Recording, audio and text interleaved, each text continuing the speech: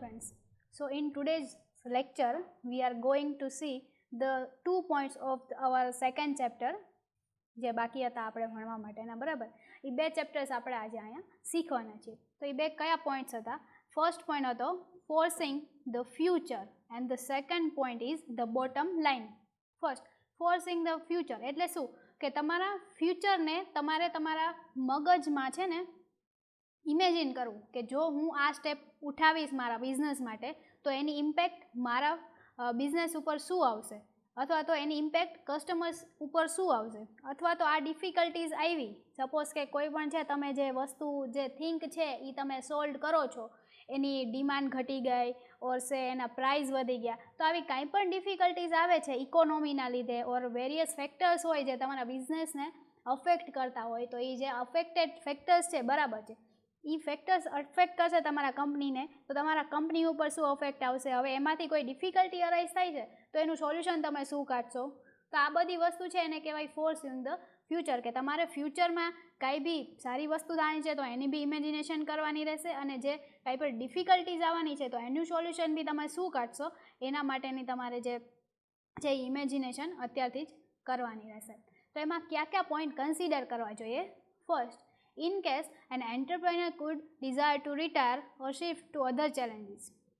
માની લ્યો કે તમારા કોઈ એમ્પ્લોય છે, પાર્ટનર છે, હવે એ લોકોને રિટાયર થવું છે અથવા તો તમારે એમની સાથે કોઈ ઇસ્યુ થઈ ગયો છે અને એ તમારી ફર્મ છે, કંપની છે એ મૂકી દે છે, તો એવા કેસમાં એની જગ્યાએ કોણ રિપ્લેસમેન્ટમાં આવશે? કોણ એવું રિલાયબલ પર્સન છે જેની ઉપર તમે વિશ્વાસ કરી શકો છો આ વ્યક્તિના રિપ્લેસમેન્ટમાં, બરાબર છે?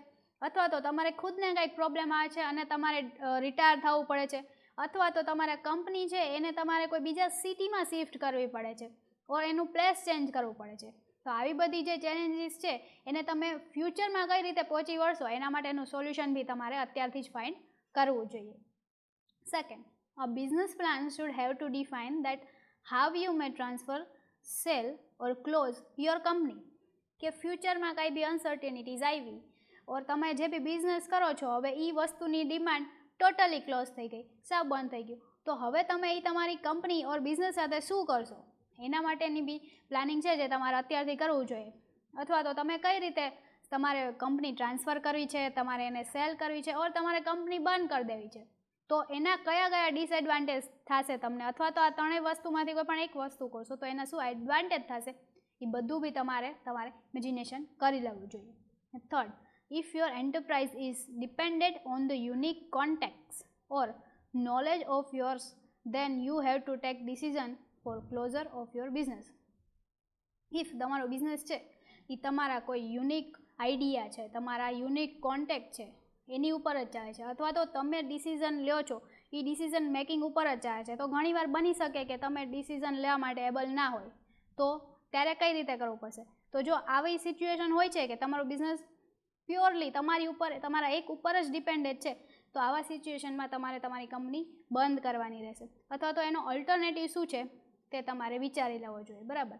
એટલે ફોર્સિંગ ધ ફ્યુચરમાં આ બધા પોઈન્ટ્સ છે જે તમારે કવર કરવા જોઈએ, અથવા તો તમારા બિઝનેસને ચાલુ રાખવો છે, બંધ કરવો છે, ટ્રાન્સફર કરવો છે, કઈ રીતે કરશે, કોણ કરશે, આ બધી વસ્તુ છે તમારે વિચારી લેવું જોઈએ, જેનું તમારે અત્યારથી જ એડજસ્ટમેન્ટ કરવું જોઈએ. And the last point is the bottom line. First, getting a business to run successfully is a challenge. એટલે કે કોઈ પણ બિઝનેસને સક્સેસફુલી રન કરવું એ ફોર શ્યોર ચેલેન્જ છે જ્યારે તમે ન્યૂ કમર છો, ફ્રેશર છો કોઈ પણ ફિલ્ડમાં, બરાબર? But with good planning you can give its chances a substantial boost. કે તમે જો તમે ગુડ પ્લાનિંગ સાથે ચાલો છો તો તમે તમારા બિઝનેસને બહુ સારી એવી રીતે રન કરી શકો છો, બરાબર? તો આટલા પોઈન્ટ્સ હતા જે આપણે આખા ચેપ્ટર્સમાં કવર કરવાના છે. હવે આપણે એકવાર છે ને બધા હું તમને ઇન શોર્ટમાં જે બે પોઈન્ટ આપણે અત્યાર સુધી સ્ટડી કરાયા છે તે રિફર કરાવી દઉં છું, રાઈટ?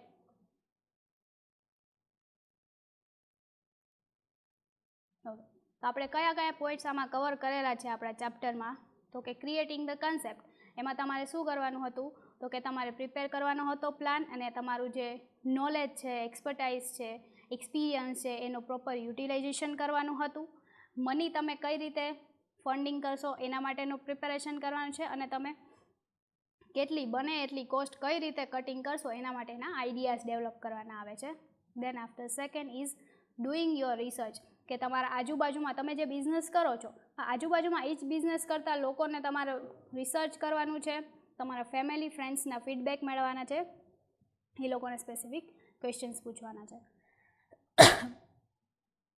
થર્ડ, ડેવલપિંગ અ વર્ક સ્પેસ, તમારે ડિસાઇડ કરવાનું છે તમારા ઘરની જે સ્પેસ છે એમાં જ તમે ડેવલપ કરો છો કોઈ વર્ક સ્પેસ, કે કોઈ અનધર જગ્યાએ તમે કોઈ બી વસ્તુ છે એ રેન્ટ ઉપર કે તમારે ખુદનું લઈને એને યુઝ કરો છો. સેકન્ડ, આઉટસોર્સિંગ પાર્ટનર્સ ઓર એમ્પ્લોય, કે તમારા બિઝનેસનું એક્સપર્ટ નોલેજ ધરાવતા પાર્ટનર્સ ઓર એમ્પ્લોઈઝને હાયર કરો છો. ફાઇન્ડિંગ અ ફંડિંગ, તમે કઈ રીતે ફંડ ગેધર કરો છો, એના કયા કયા ઓપ્શન્સ અવેલેબલ છે એને આપણે આ ડિસ્કશન કરેલું છે. Then after covering your base, કે ફ્યુચર્સની અનસર્ટિનિટીને પહોંચી વળવા માટે તમે કઈ રીતે કવર કરશો બેઝને, એના માટે આપણે ડિસ્કસ કરેલું હતું.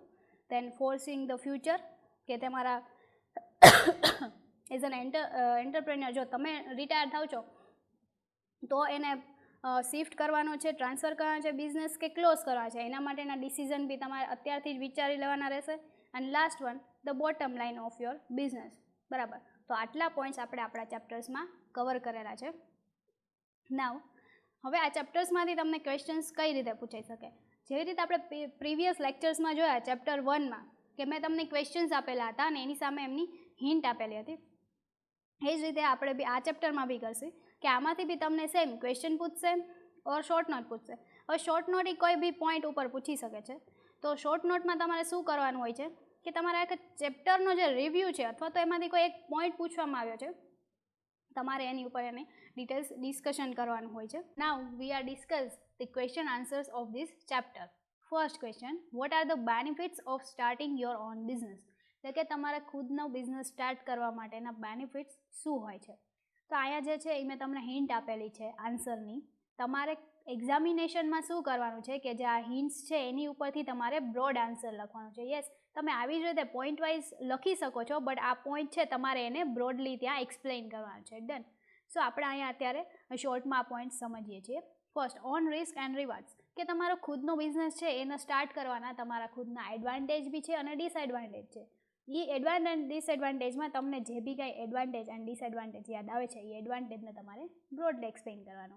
Second, gives the flexibility of working in an area of your choice, તમારા બિઝનેસમાં તમે ખુદ જ બોસ છો એટલે તમને જે બી એરિયામાં વર્ક કરવા માટે ફ્લેક્સિબિલિટી હોય છે એ એરિયા તમે ચોઈસ કરી શકો છો. Like third, company success or failure depends on your decision, કે કંપનીના જે બી કાંઈ તમે ડિસિઝન લ્યો છો બરાબર એ તમારે ડાયરેક્ટ ઇમ્પેક્ટ એના ઉપર કરશે તો કે તમારા કંપનીના સક્સેસ ઓર ફેલર ઉપર તમારું સીધું જ ડિસિઝન મેકિંગ છે એ અફેક્ટ કરે છે. Next point, it helps you getting read of your boss and makes you your own boss, કે આ શું તમને પ્રોવાઈડ કરે છે કે તમને હેલ્પ કરે છે કે તમે તમારી ખુદના બોસ બની શકો છો. રાઈટ, જ્યારે તમે જોબ કરતા હોય ત્યારે તમે ખુદના બોસ નથી હોતા. હા, વર્ક તમે તમારી રીતે કરો છો બટ તમે વર્ક એ જ કરો છો જે તમને અલોકેટ કરવામાં આવે છે. જ્યારે તમે ખુદનો બિઝનેસ સ્ટાર્ટ કરો છો ત્યારે તમારી ખુદના બોસ બની શકો છો. And last is you can earn a steady income, કે તમે જેટલી ઈચ્છો છો એટલી ઇન્કમ મેળવી શકો છો. હા, સ્ટાર્ટિંગમાં જ્યારે તમે બિઝનેસ સ્ટાર્ટ કરો ત્યારે બની શકે કે તમારો કસ્ટમર બેઝ એટલો બધો નથી હોતો, તો જો કસ્ટમર બેઝ એટલો બધો ના હોય સ્ટાર્ટિંગમાં તો તમને એટલી ઇન્કમ ના મળે, બટ ધેન આફ્ટર ફ્યુચરમાં તમે ઈચ્છો તેટલી ઇન્કમ અર્ન કરી શકો છો with good plan of business. Then આ બધા પોઈન્ટ્સ છે એ તમારે બ્રોડલી એક્સપ્લેન કરવાના છે.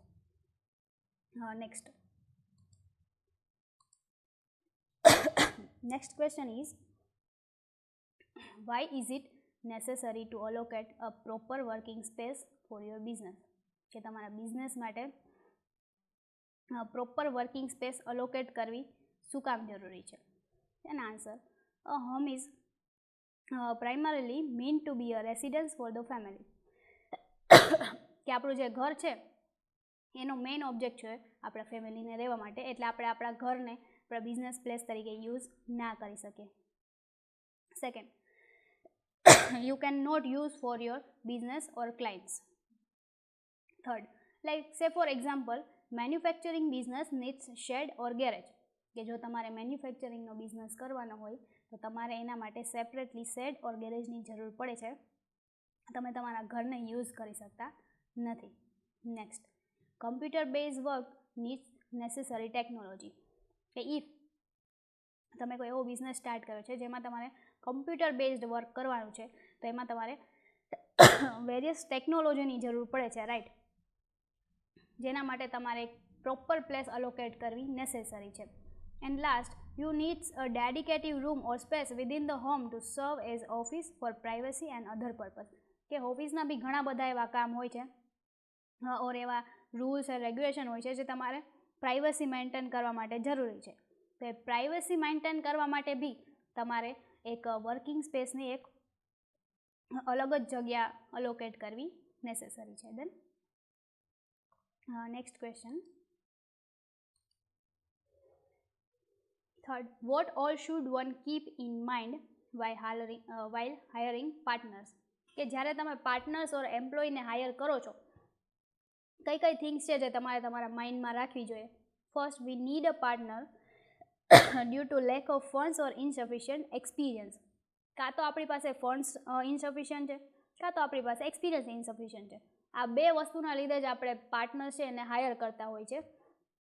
આ વસ્તુ આપણે ધ્યાનમાં રાખવી જોઈએ. Second, you should consider someone with expert knowledge of the business Bing developed.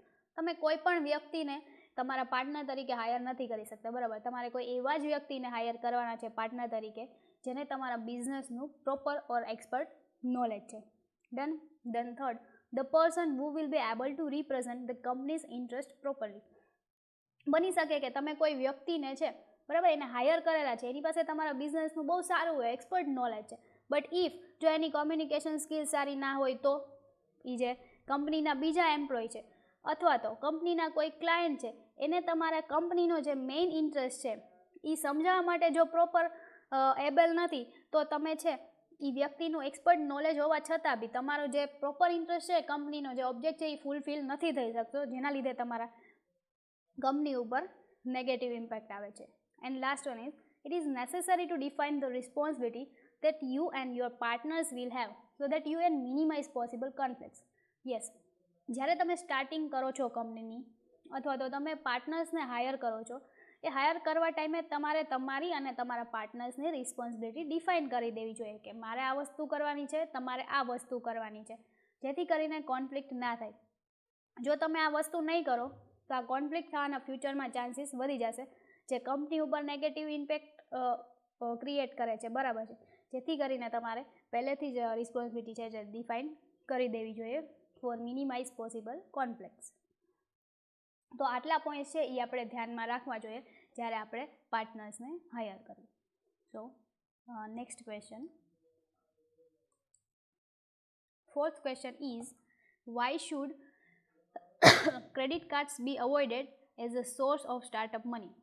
કે જ્યારે તમે સ્ટાર્ટ કરો છો બિઝનેસ, ત્યારે તમારે ક્રેડિટ કાર્ડના યુઝને શા માટે અવોઇડ કરવું જોઈએ, તો એના રીઝન પૂછેલા છે, એમાં તમારે આન્સર આપી શકો. તો business should source capital that will not damage his security in the long run.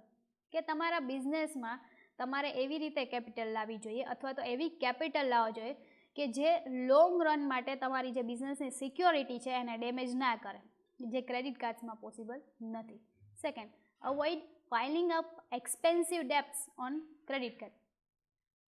કે ક્રેડિટ કાર્ડ ઉપર છે એ ઘણા બધા એમાં રિસ્ટ્રિક્શન હોય છે, એના રૂલ્સ એન્ડ રેગ્યુલેશન ડિફરન્ટ હોય છે, તો તમારે છે એ અવોઇડ કરવા જોઈએ. આવા એક્સપેન્સ છે એને ઘટાડવા માટે એ ક્રેડિટ કાર્ડનો યુઝ જે બને છે એ તમારે સ્ટાર્ટઅપ મની તરીકે ઓછામાં ઓછો કરવો જોઈએ.